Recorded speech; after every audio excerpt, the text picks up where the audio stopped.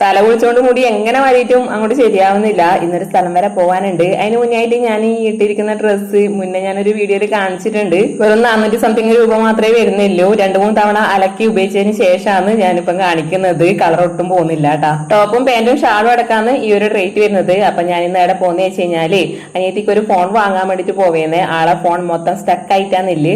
നേരത്തെ പുറത്ത് പോയാലും വീണ്ടും കുന്ന് കയറ്റിക്കൊണ്ട് കണ്ടല്ലോ എന്ന് വിചാരിച്ചിട്ട് ഞാൻ വണ്ടി റോഡ് സൈഡിൽ തന്നെ വെച്ചിട്ടുണ്ടായിനി. അനിയത്തിക്കായാലും അമ്മക്കായാലും എവിടെ പോകുമ്പോ ഞാനാന്ന് കൂടെ പോലെ. അങ്ങനെ നമ്മൾ നേരെ പോയത് മൈജിയിലേക്കാണ്. ആൾ ഉപയോഗിച്ചുകൊണ്ടിരിക്കുന്നുണ്ടായ ഫോൺ ഇതാണ്. റെഡ്മി 5 അല്ല നോട്ട് 5 ഉണ്ടാന്ന്.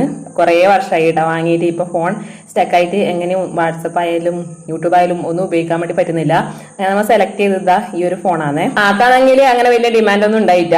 ക്യാമറ ക്വാളിറ്റി ഇല്ലെങ്കിലും സാരമില്ല, അത്യാവശ്യം നല്ല സ്റ്റോറേജിലെ ഫോൺ മതിയെന്നുണ്ടായിനി കേട്ടോ. ആ ഫോൺ ബോക്സ് പൊട്ടിച്ചിട്ട് കയ്യിൽ കിട്ടിയിട്ടുണ്ട്. റെഡ്മി 15C ആണ് എടുത്തിട്ടുണ്ടായിനി. അവരെന്നെ സ്ക്രീൻ കാർഡിൽ ഒട്ടിച്ചു തന്നു. പിന്നെ ചെറിയ ക്യാഷ് ബാക്ക് ഉണ്ടായിനി. അതിന് ഇയർഫോണും കേസും കൂടി വാങ്ങി തിരിച്ചു വരുന്ന വഴിക്ക് ചായ കുടിക്കാൻ വേണ്ടി കയറിയിട്ടാ. അനിയേട്ടൻ്റെ പരം ഇടക്കിടക്ക് പുറത്തു പോകുമ്പോൾ ചായ കുടിക്കുന്നോണ്ടാന്നോന്ന് അറിയില്ല. ഏടെ ചായക്കട ഉണ്ടായാലും ഇപ്പൊ ചായ കുടിക്കണം.